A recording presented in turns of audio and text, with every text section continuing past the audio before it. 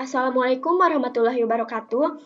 Perkenalkan, kami dari kelompok 9 yang beranggotakan Putri Syahidah Romdotul Marwah, Siti Zahra Apriliani, dan juga Ucu Sri Hartini. Di sini kami akan menjelaskan mengenai struktur aktivitas obat berdasarkan terapi obat antihistamin.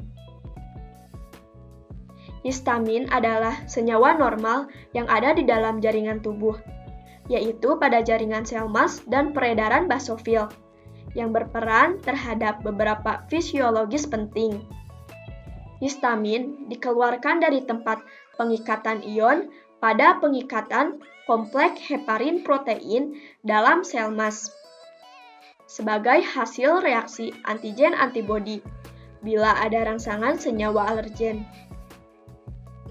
Senyawa ini dapat berupa spora, debu rumah, sinar ultraviolet, cuaca, racun, tripsin, dan enzim, zat makanan, obat, dan beberapa turunan amin. Histamin dapat dimetabolisis melalui reaksi oksidasi, N-metilasi, dan aseilasi.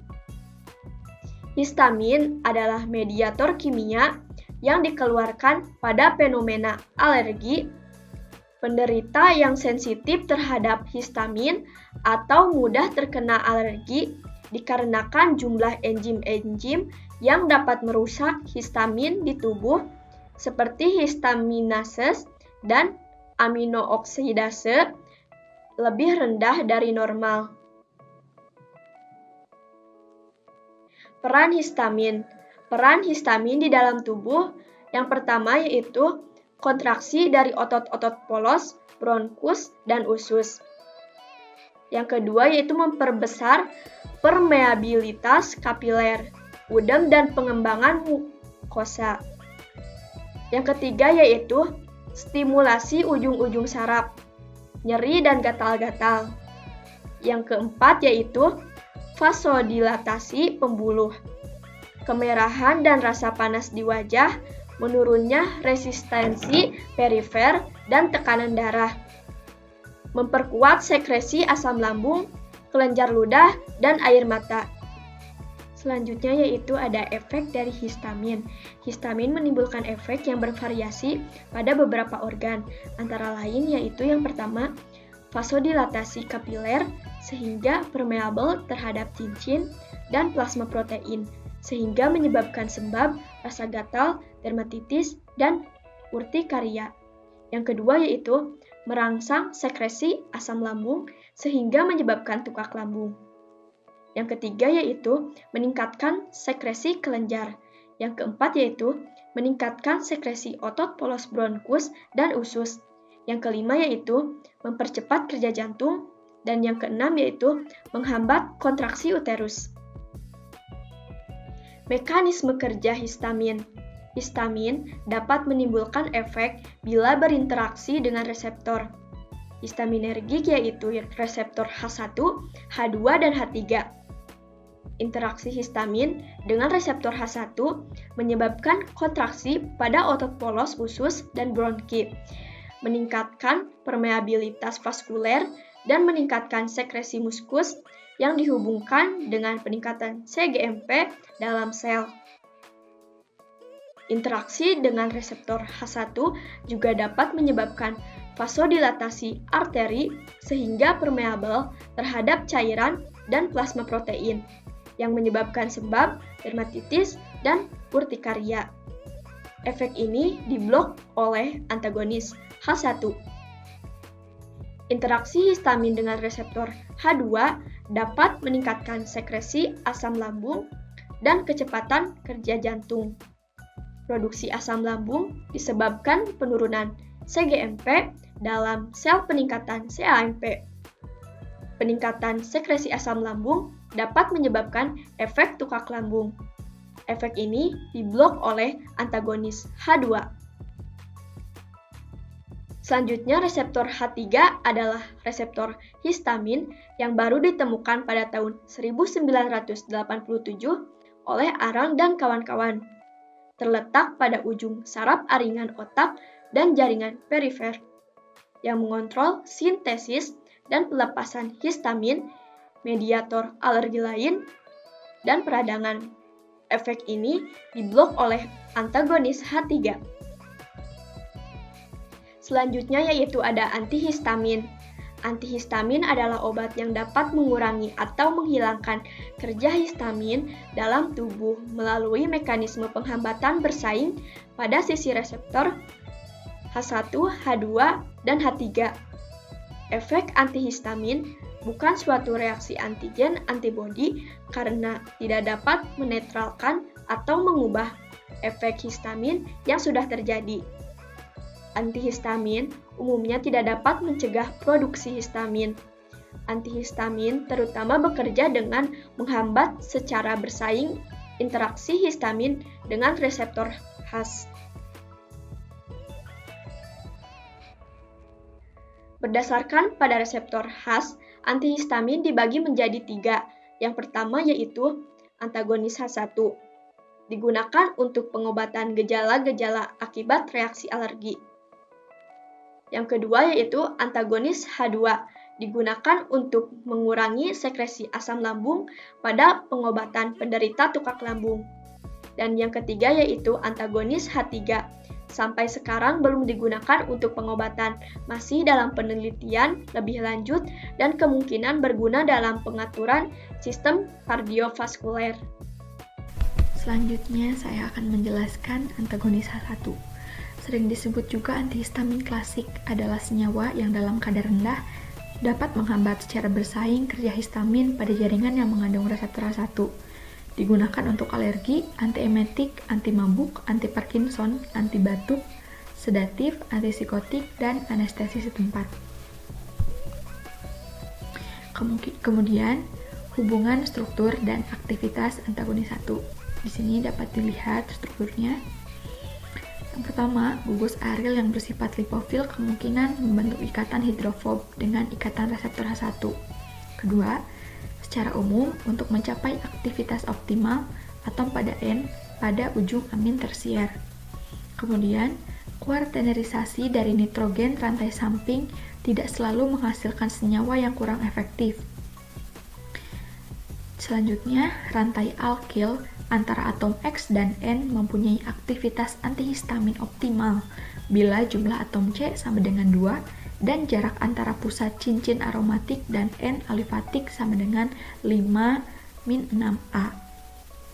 Kemudian, faktor sterik juga mempengaruhi aktivitas antagonis H1. Selanjutnya, efek antihistamin akan maksimal jika kedua cincin aromatik pada struktur difenhidramin tidak terletak pada bidang yang sama. Selanjutnya ada turunan eter aminoalkil. Struktur umumnya dapat dilihat di sini. Kemudian contohnya ada difenhidramin HCl, difenhidrinat, karbinoksamin maleat, klorfenoksamin HCl, dan lain-lain. Hubungan struktur dan aktivitasnya. Yang pertama, pemasukan gugus Cl, Br, OCH3 pada cincin aromatik akan meningkatkan aktivitas dan menurunkan efek samping. Yang kedua, pemasukan gugus CH3 pada posisi P, cincin aromatik juga dapat meningkatkan aktivitas, tetapi pemasukan pada posisi O akan menghilangkan efek antagonis H1 dan akan meningkatkan aktivitas antikolinergik. Yang ketiga, senyawa turunan eter aminoalkil mempunyai aktivitas antikolinergik yang cukup bermakna karena mempunyai struktur mirip dengan eter aminoalkohol, yaitu senyawa pemblok kolinergik. Selanjutnya, turunan etilendiamin merupakan antagonis H1 dengan keefektifan yang cukup tinggi, meskipun penekan sistem saraf dan iritasi lambung cukup besar. Rumus umumnya tertera, dapat dilihat. Di sini ada struktur antagonis H1 turunan etilendiamin. Terdapat struktur kimia, nama obat, dan dosisnya, dapat dilihat.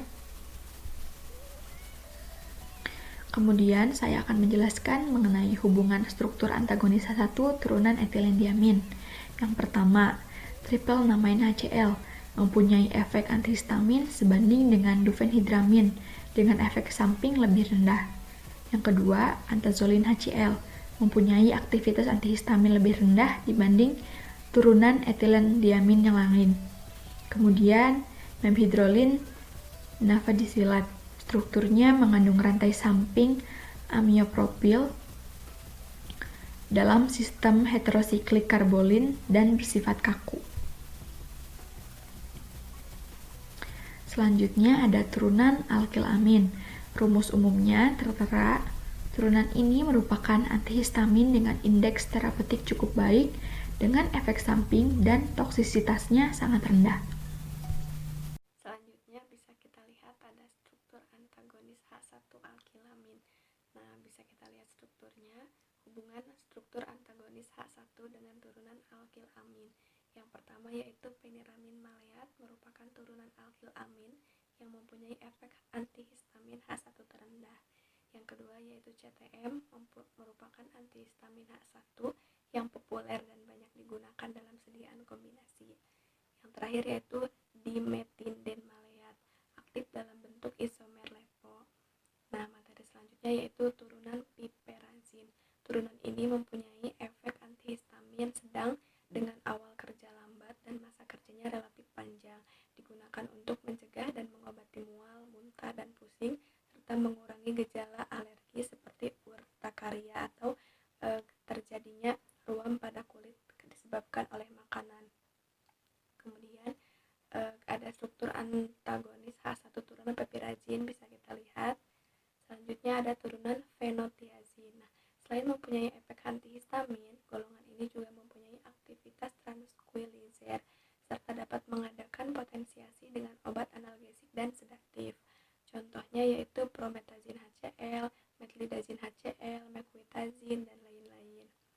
Selanjutnya yaitu ada struktur antagonis H1 turunan fenotiazin. Nah, bisa kita lihat strukturnya. Kemudian ada antagonis H2. Nah, antagonis H2 adalah senyawa yang secara bersaing menghambat interaksi histamin dengan reseptor H2 sehingga dapat menghambat asam lambung. Nah, mekanisme kerjanya yaitu mempunyai struktur serupa dengan histamin, yaitu mengandung cincin imidazol, tetapi yang membedakannya adalah panjang gugus rantai sampingnya. Sekresi asam lambung dipengaruhi oleh histamin, gastrin, dan asetilkolin.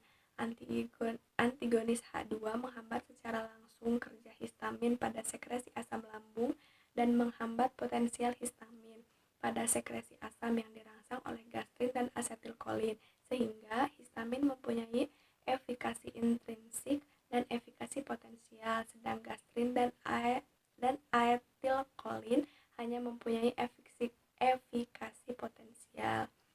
Kemudian hubungan struktur dan aktivitasnya, yaitu yang pertama ada modifikasi pada cincin. Nah, cincin imidazol dapat membentuk dua tautomer, yaitu NH yang pertama dan NH yang kedua. Bentuk NH pertama lebih dominan dan diperlukan untuk aktivitas antagonis H2 dan mempunyai aktivitas 5 kali lebih kuat daripada NH yang kedua. Kemudian yang kedua yaitu modifikasi pada rantai samping. Nah, untuk aktivitas optimal cincin harus terpisah dari gugus N oleh 4 atom C atau ekivalennya. Pemendekan rantai dapat menurunkan aktivitas antagonis H2, sedangkan penambahan panjang pada metilen dapat meningkatkan antagonis 2. Penggantian satu gugus metilen pada rantai samping dengan isosterik tioether maka dapat meningkatkan aktivitas antagonis. Selanjutnya yaitu modifikasi pada gugus N. Nah, penggantian gugus amino rantai samping dengan gugus guanidin yang bersifat basa kuat maka akan menghasilkan efek antagonis H2 lemah dan masih bersifat parsial agonis. Nah, penggantian gugus guanidin yang bermuatan positif dengan gugus tioroea yang dapat bermuatan atau tidak terionisasi pada pH tubuh dan bersifat polar serta masih membentuk ikatan hidrogen maka akan menghilangkan efek agonis dan memberikan efek antagonis H2 100 kali lebih